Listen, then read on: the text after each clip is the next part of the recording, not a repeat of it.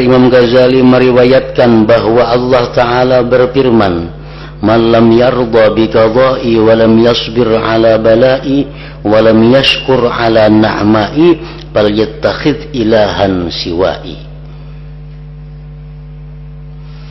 Artinya, barang siapa tidak ridha terhadap ketentuanku, qada'ku,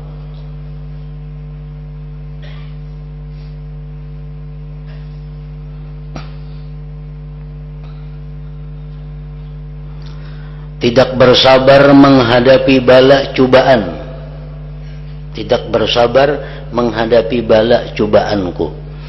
Nah, jadi tadi contoh orang nang kada ridha dengan takdir Allah itu adalah orang yang di dalam hatinya ini ada menyalahkan seseorang nang inya jadi bencana ini, dan inya berpendapat jikalau kada macam ini jadinya. Nah, itu contoh orang yang kada ridha lawan Tuhan.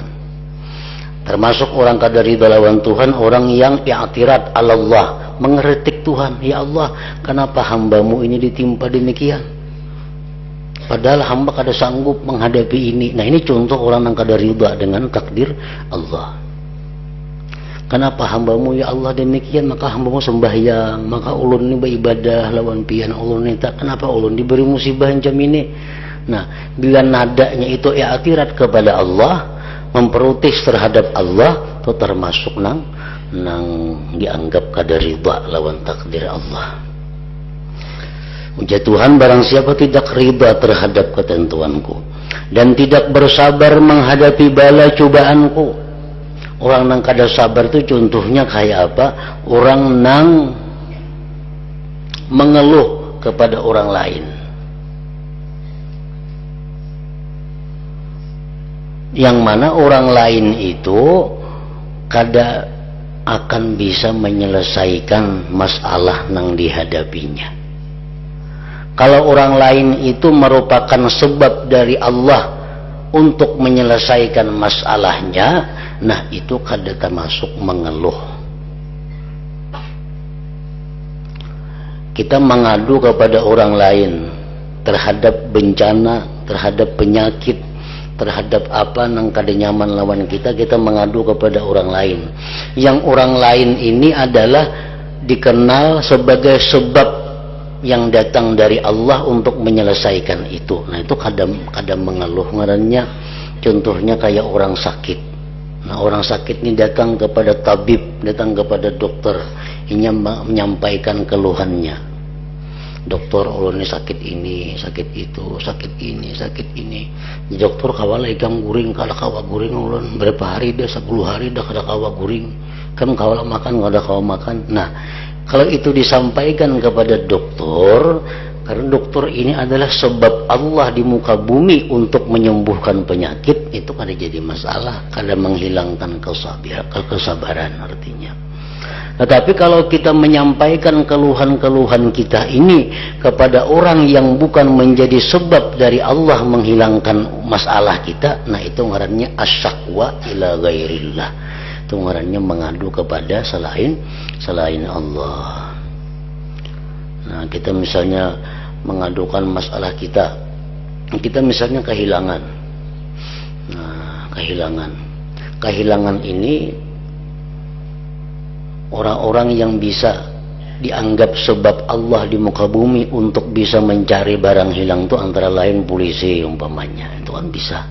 Nah, kita melapor polisi, wahai polisi, ini orang kehilangan, nah jam sekian, karena polisi ini sebab Allah di muka bumi untuk mengurus nang kayak itu gawiannya. Nah, amun kita melaporkan kehilangan kita ini kepada orang-orang nang kada berhubungan dengan itu, nah ngarannya asyakwa ila ghairillah, mengadu kepada selain Allah, nang kada berpahala lagi kehilangan itu, dan kita dianggap Tuhan kada sabar ngarannya.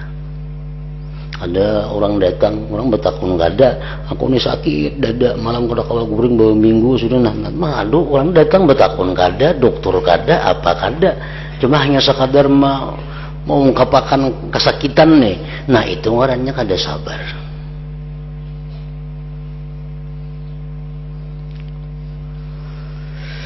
dan tidak bersyukur atas nikmatku.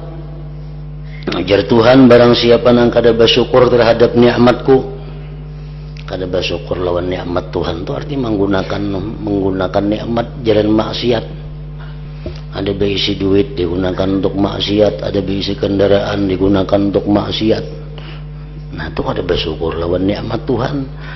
Maka ujar Tuhan, sebaiknya ia menjadikan Tuhan selain aku. Orang nang kada riba dengan keputusanku tadi, orang nang kada sabar lawan balaku, orang nang kada syukur terhadap nikmatku, ujar Tuhan, cari Tuhan lain pada aku dah.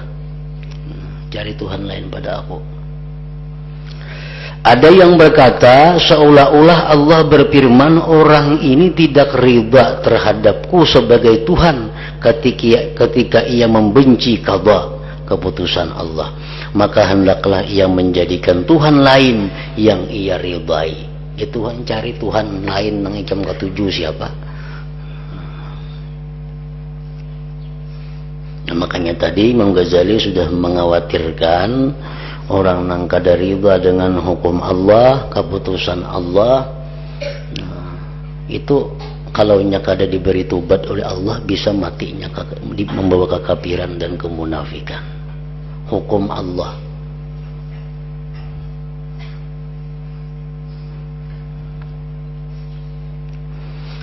Macam waris itu sudah Allah sudah memutuskan.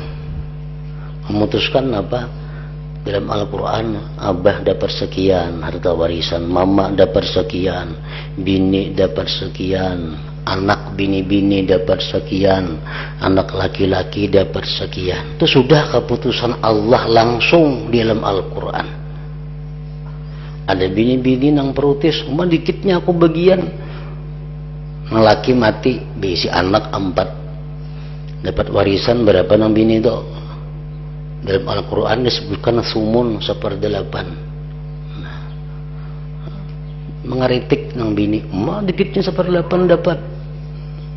Nah ini kada ridha dengan hukum Allah. Sudah menetapkan bahwa bini-bini itu kalau nya berenakan lawan lakinya itu, atau lakinya punya anak yang lain, lakinya ini mati dapat 1/8. Itu sudah keputusan Allah dalam Al-Quran, bukan pendapat ulama lagi, itu Allah yang memutuskan. Nah bila kada ridha itu, nah keputusan Allah dalam Al-Quran, seorang perempuan yang jadi istri wajib taat kepada suami. Itu kalau itu keputusan Allah dalam Al-Quran. Rasulullah memperluas lagi bahwa seorang istri kada boleh keluar rumah tanpa izin suaminya. Seorang istri kada boleh memberikan sesuatu dalam rumah tanpa izin suaminya. Seorang istri kada boleh memberikan hartanya sendiri tanpa izin suaminya. Ini bini-bini ini sugih balakinya. Kan banyak bisi harta. Inya tuh kada boleh membagi-bagi hartanya seorang tanpa izin suaminya. Padahal hartanya seorang. Ini hukum. Nah, jadi mau kada mau ridha dengan hukum itu. Punya kada hendak jangan belaki.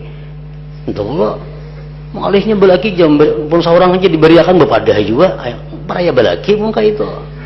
Bila orang belaki itu semuaan di bawah laki. Penggunaan hartanya, keluar rumah tanpa izin kada boleh, memakai pakaian mesti ketujuh laki, semua laki. Itu keputusan Allah. Ar-rijalu qawwamun 'alan nisa, itu Quran memutuskan demikian.